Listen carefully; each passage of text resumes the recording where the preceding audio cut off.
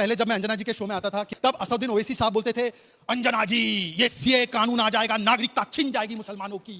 1 साल हो गया, इंप्लीमेंट हो गया कानून, एक मुसलमान की नागरिकता छिनी क्या? ये वक्फ के अमेंडमेंट की रिकमेंडेशन की किसने? 1976 में इंदिरा गांधी जी। ये वक्फ के नाम पर ये कहते 1500 साल पुराना गांव हमारा है, महाकुंभ की जमीन हमारी है, सूरत में म्युनिसिपल हेडक्वार्टर हमारा है। हम लोग को पुराने राजशाही में ले जाना चाहते हैं, जहां पे महाराज बैठते थे, जहां अपना इस व्यक्ति से गलती हुई ऐसा पता चला है, लोच कर दिया जाए। उठते उठते राजा साहब कहते थे हुक्म की तालीम हो। विपक्ष चिल्लाता रह गया कि हम आपको सजेशन देना चाहते हैं, मजबूत किसान बिल किसान के फायदे के लिए बनाना चाहते हैं, लेकिन आपने तानाशाही में आके बिल पास करा दिया। सर आप लोगों ने मुसलमानों के लिए किया क्या? हाशिमपुरा, भागलपुर, मीरठ, मलियाना, नैली, अहमदाबाद, जलगांव दंगों के अलावा क्या दिया आपने मुसलमानों को? दोस्तों आपने जनरेटर देखा है, जब एक बार स्टार्ट जब हो जाता है तो उसको स्टार्ट हो जाने के बाद जल्दी रुकता नहीं, वो फट फट फट फट फट फट चलता रहता है। जब उसे बंद करो तो बंद होने में भी थोड़ा समय लेता है, फिर धीरे धीरे धीरे धीरे रुकता है। इस डिबेट में आपको आज कुछ ऐसा ही देखने को मिलेगा। दरअसल यहाँ पर डिबेट चल रहा था वक्फ बिल के ऊपर, और अपने एक एक तथ्य को शहजाद पूनावाला बता रहे थे, समझा रहे थे कि भाई तुमने ऐसा ही ड्रामा जब सीए पास हुआ था तब तुमने किया था, और ये माहौल बना दिया था, ये भ्रम फैला दिया था कि जैसे सीए लागू होगा देश में मुसलमानों की नागरिकता छीन जाएगी। हुआ क्या? नहीं हुआ ना। ठीक वैसा ही वक्फ बिल को एक बहुत अच्छा एक आयाम दिया जा रहा है, उस पर डिबेट चल रहा था। और पता ही है आपको, जब हरिया काका जो आजकल हरियाणी रह गए हैं, अब उजाला आ गया उनके अंदर में, उसको उससे जब सवाल किया जाता है, जब वो स्टार्ट होते हैं तो बंद होने का नाम ही नहीं लेते हैं। जरा देखिए, देख के आपका भी दिमाग हिल जाएगा। और जैसे नहीं कोई वो चलता है, जनरेटर चलता है धक धक धक धक धक धक धक, वैसे स्टार्ट हो गए, अंत तक वो कैसे बंद होते हैं इसमें आपको देखने को मिलेगा। डिबेट बहुत इंटरेस्टिंग है, बहुत मजेदार है। देखिए और चैनल को सब्सक्राइब कर दीजिए, वीडियो को लाइक कर दीजिए। आप लोग सब्सक्राइब नहीं करते हैं, सब्सक्राइब कर दो। वीडियो आजकल हमारे चैनल पर सारे के सारे मजेदार आ रहे हैं, शुरू करते हैं। शहजाद पूनावाला जी, विरोधियों को तो आपको संभालना ही है, लेकिन आपको चंद्रबाबू नायडू को संभालना है, आपको नीतीश कुमार को संभालना है, आपको चिराग पासवान को संभालना है, जीतन राम मांझी को, क्योंकि इनके 36 सांसदों के साथ ही आपकी सरकार चल रही है और वो कह रहे हैं मुस्लिमों का ख्याल रखेंगे।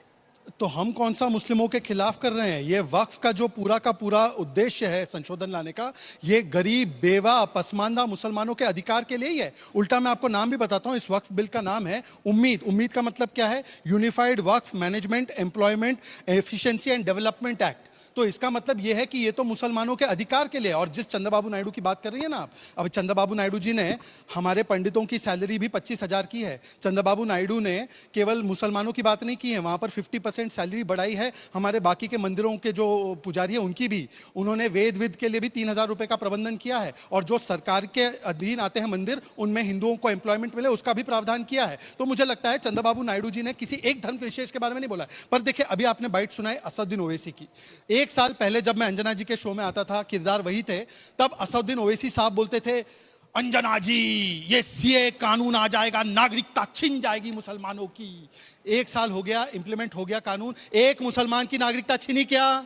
नहीं छीनी। अब ये क्या बोल रहे हैं? सीए हटा दो, वक्फ ले आओ, वक्फ का कानून आ जाएगा, मस्जिदें छिन जाएगी, कब्रिस्तान जो है छिन जाएंगे। मैं सिर्फ इतना पूछना चाहता हूं, ये वक्फ के अमेंडमेंट की रिकमेंडेशन की किसने? 1976 में इंदिरा गांधी जी की एक सरकार की रिपोर्ट ने, सच्चर कमेटी रिपोर्ट ने, 9th जेपीसी रहमान खान की रिपोर्ट ने 2008 में क्या कहा कि नॉन मुस्लिम्स को भी इस कमेटी में लाओ, महिलाओं को प्रतिनिधित्व दो, एफिशिएंट मैनेजमेंट करो। सिर्फ 163 करोड़ रुपए इनकम आती है 37 लाख एकड़ जमीन की। 37 लाख एकड़ जमीन मतलब 37 बार मुंबई की स्पेस, सिर्फ 163 करोड़ इनकम। इसका मतलब जो गरीब मुसलमान है, पसमानदा है, उसको अधिकार नहीं मिलता। केवल कुछ अमीर मुसलमान इन राजनीतिक लोगों के साथ मिलकर इस जमीन को लैंड हड़प लेते हैं, गरीबों का अधिकार मारते हैं। और आखिरी बात, अब देखिए अननेचुरल क्लेम्स देखिए, ये वक्फ के नाम पर 1400 साल पहले इस्लाम नाजिल हुआ प्रॉफिट मोहम्मद सल्लल्लाहु अलैहि वसल्लम पर ये कहते हैं 1500 साल पुराना गांव हमारा है, महाकुंभ की जमीन हमारी है, सूरत में म्युनिसिपल हेडक्वार्टर हमारा है, ईडन गार्डन हमारा है, ताजमहल हमारा है। भाई शाहजहां भी कब्र में लौट रहा होगा, बोल रहा होगा कि मैंने तो मुमताज महल के लिए बनाया। आप कह रहे कि ये वक्फ की प्रॉपर्टी है। इसीलिए मैं कह रहा हूं कि संविधान की बात करने वाले, और ये आखिरी में संविधान की बात करते हैं, AIMPL भी बोलता है पूरे देश को शाहीन बाग बना देंगे। तेजस्वी यादव बोलते एक हो जाओ, इंशाल्लाह जीत हमारी होगी। एक होंगे, सेफ होंगे बोलेंगे तो कॉम्युनल है, और मुसलमानों को एक करना, भड़काना, ये बड़ा सेकुलर है। और इनके बोटी बोटी इमरान मसूद बोलते हैं कि मैं AIMPLB के साथ खड़ा हूं, जो AIMPLB बोलते हैं हश्र दिखा देंगे। धर्मेंद्र यादव बोलते हैं कि संसद चलने नहीं देंगे। मैं पूछना चाहता हूं सिविल वॉर की बात करने वाले लोग, ये संविधान है, ये मोहब्बत की दुकान है? नहीं, ये केवल और केवल वोट बैंक की दुकान है, और भाईजान भाईजान है। आजकल हो क्या रहा है, हम लोग को पुराने राजशाही में ले जाना चाहते हैं, जहां पे महाराज बैठते थे, जहां अपना इस व्यक्ति से गलती हुई ऐसा पता चला है, बुलडोज कर दिया जाए। उठते उठते राजा साहब कहते थे हुक्म की तालीम हो। ये हुक्म की तालीम होगी? ये बाबा साहब का संविधान है, राजशाही नहीं है। और बाबा साहब के संविधान में अगर आपको कानून बनाना है तो आपको पार्लियामेंट से बिल पास करना पड़ेगा।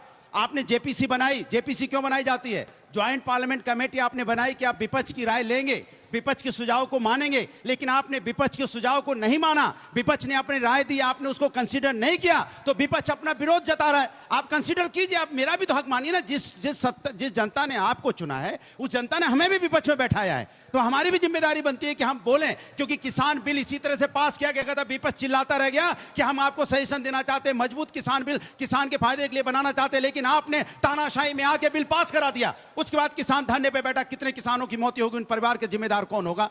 जो किसानों की मौत हुई, बाद में आपने बिल वापस लिया। तो इस तरह से आप करना चाहते, जब आपके पास मुद्दे नहीं होते, कभी आप ले आओगे इसमें सीए ले आओगे, एनआरसी ले आओगे, आप वक्फ बोर्ड ले आओगे। क्या कहना चाहते हो? समाज के अंदर कौन सा मैसेज देना चाहते हो? सिर्फ नफरत की बात करना चाहते हो? आपको कोई लेना देना नहीं है। आपकी नजर जमीनों पे है, आप चाहते हो कैसे जमीन को हम कब्जा कर लें। मैं कहता हूं, अगर कोई जमीन किसी ने, जैसे वो कह रहे थे कि आपने जमीन किसी ने ले ली है, 3000 एकड़ किसी के पास, बताइए कौन कब्जा कर लेगा जमीन? कौन कब्जा कर लेगा? ये कह रहे हैं ना कि जमीनों पे कब्जा कर लिया है, किसी के पास 3000 एकड़ है, किसी पे 4000 एकड़ है। तो किसने आपको रोका? किस पे 3000 एकड़ है, 4000 एकड़ है? तो आपने क्या किया? अनुराग भदौरिया ने कही कि देखिए, ये मुसलमानों की बात करते हैं। सर, आप लोगों ने मुसलमानों के लिए किया क्या?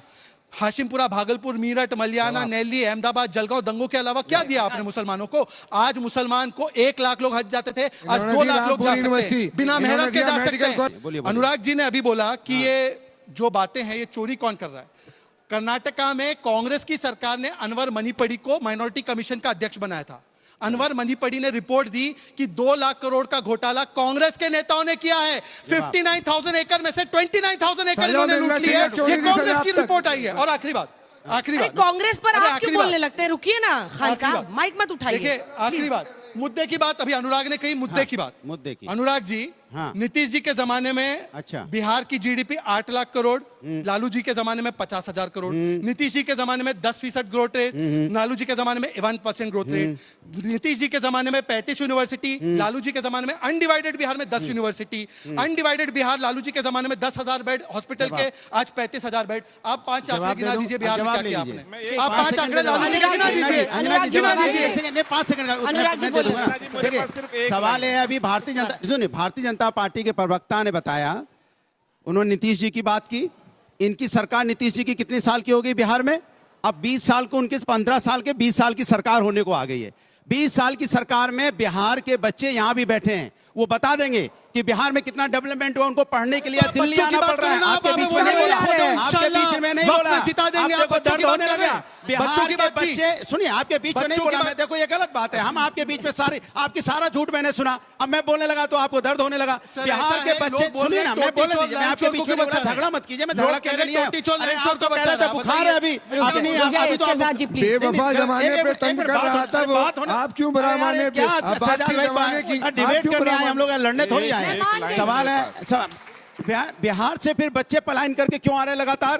अब तो वहां लालू जी का शासन नहीं है, लास्ट कम से कम 20 साल की। मानते हैं लालू जी का शासन सुनिए मेरी बात, इन्होंने कहा आपको लालू जी का शासन नहीं चलेगी डिबेट भाई? मैं तो आपके बीच काम किया है, दुश्मनी ना करे, डिबेट नहीं होगी। देखो, फिर मैं आपके बीच में बोलूंगा तो फिर उछल के भागने, मैं जा रहा हूं। अभी मैं बोल रहा हूं तो नहीं जा रहे हो, कमाल की बात करते हो, भागने लगेंगे। ये लोग वैसे लोग हैं, इनके बीच में बोलो तो भागने लगते हैं, सत्ता का डर दिखाएंगे। अब मैं आपको सुना, मुझे सुनिए। अब लालू जी की सरकार वहां नहीं है, सरकार किसकी है? नीतीश जी की है। तो सवाल नीतीश जी तो होगा कि बच्चे वहां से क्यों भाग रहे हैं?